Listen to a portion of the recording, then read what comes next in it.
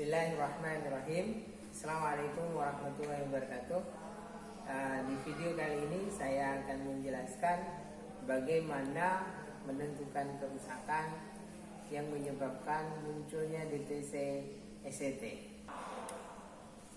Untuk membuat trouble DTC, trouble atau DTC ya, untuk SCT di Engine Management System on board ini kita sangat sederhana dengan menekan saklar, ya, meng-off-kan saklar SCT.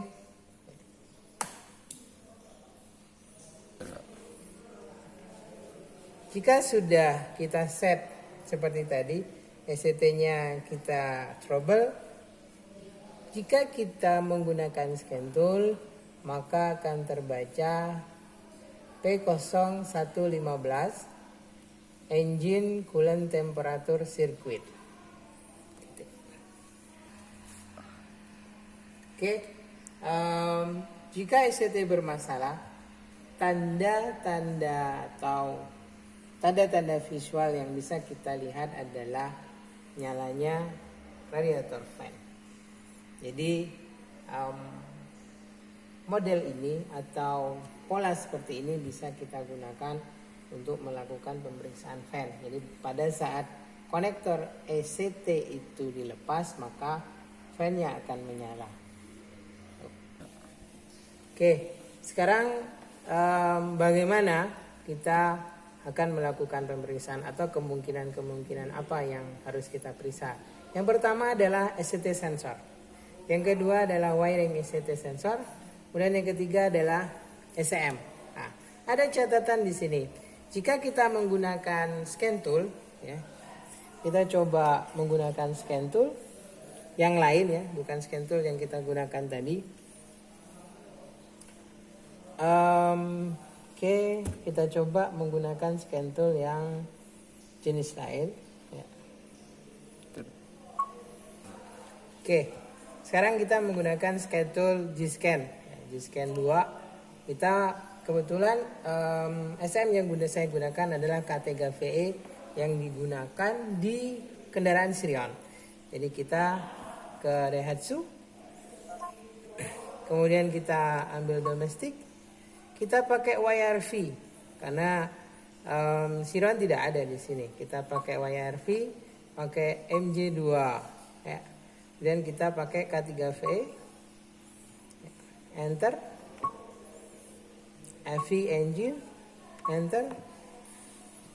Tunggu proses terlebih dahulu untuk mengetahui apa efek dari SCT bermasalah di current data.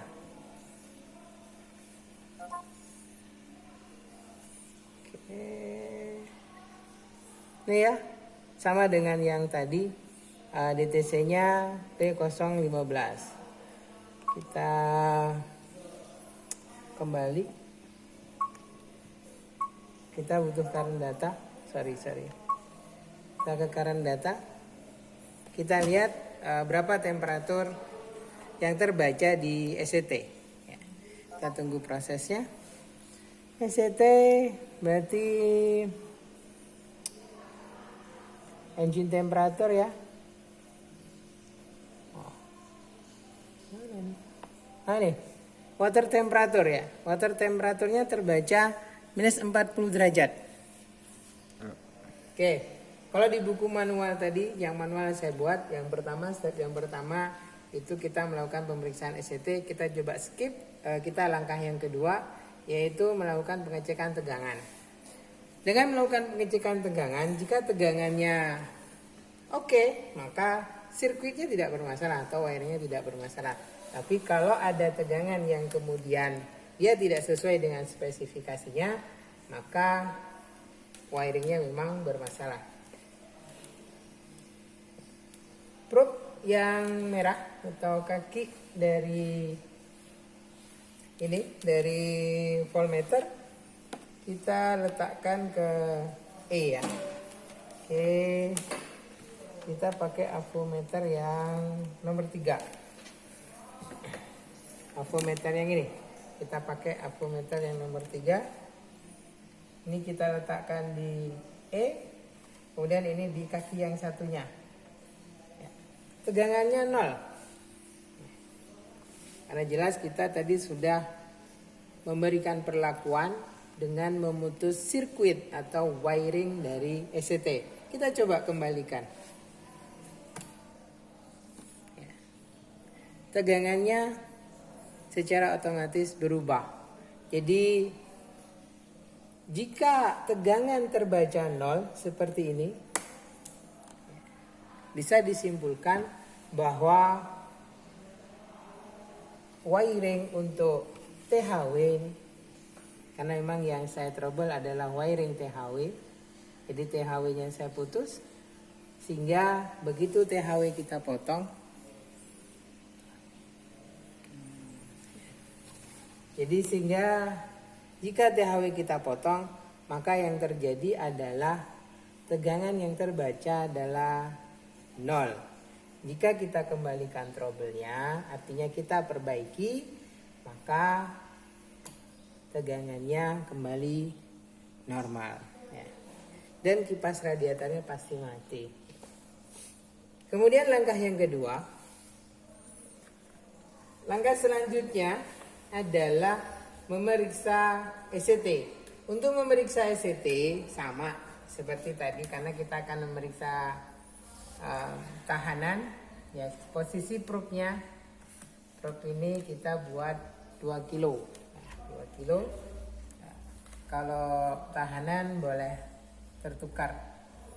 Boleh merah di THW, boleh hitamnya di E2. Tahanan yang terbaca adalah 1070 atau 1,07 lah, ya.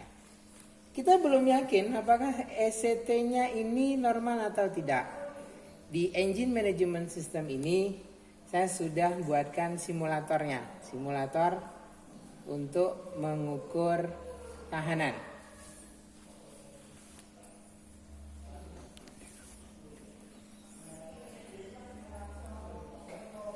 Selanjutnya untuk membuat simulator, kita on-kan heaternya.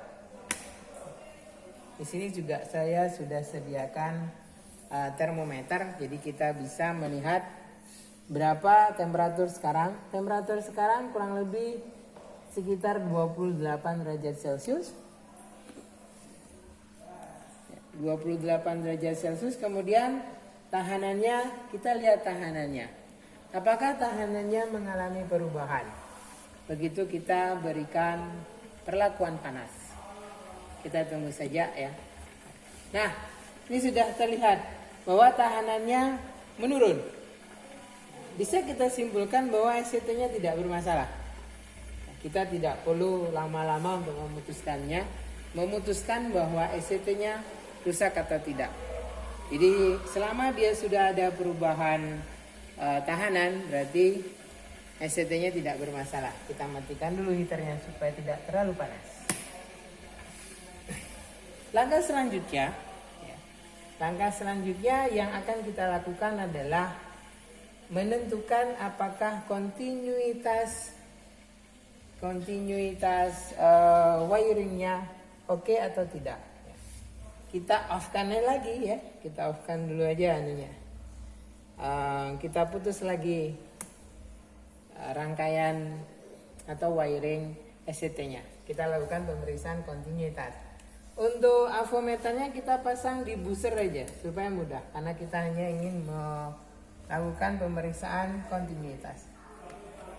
Oke, jadi kalau kita tempelkan, ini pasti berbunyi, artinya ada hubungan. Kita ingin memeriksa wiring E2 dulu. Kita urut aja, gimana sih E2-nya? Ya, kita ikuti jalur ini. Nah, di sini E2-nya. Oke, E2-nya oke. Kemudian untuk THW, ya, atau kaki yang satunya lah. Kita coba lepas dari konsep Toyota E2 THW.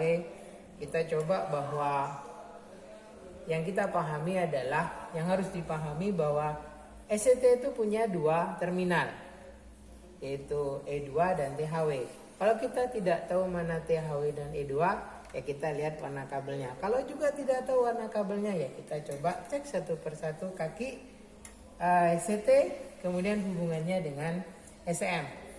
Kita periksa kaki yang satu lagi. Kalau kita pakai kode berarti THW. Kita lihat aja. Oke. Nah, putuskan, tidak ada hubungan. Artinya inkontinuitas, artinya tidak ada hubungan. Kita putuskan tadi. Kita coba hubungkan.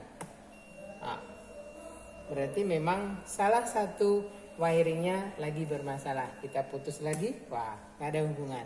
Kita sambungkan, ada hubungan.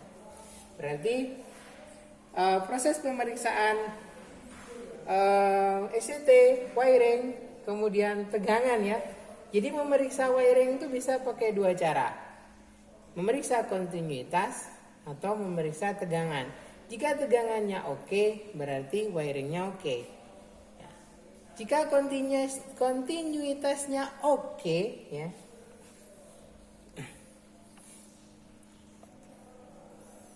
Jika kontinuitasnya oke, artinya kontinuitasnya sudah.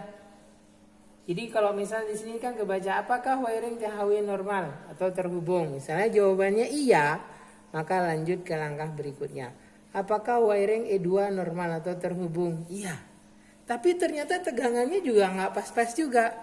Berarti yang harus kita ganti adalah SEM. SCT oke. Kumparan oke, atau wiring oke, maka yang harus diganti adalah SEM. Jadi proses pemeriksaannya sebenarnya sangat sederhana.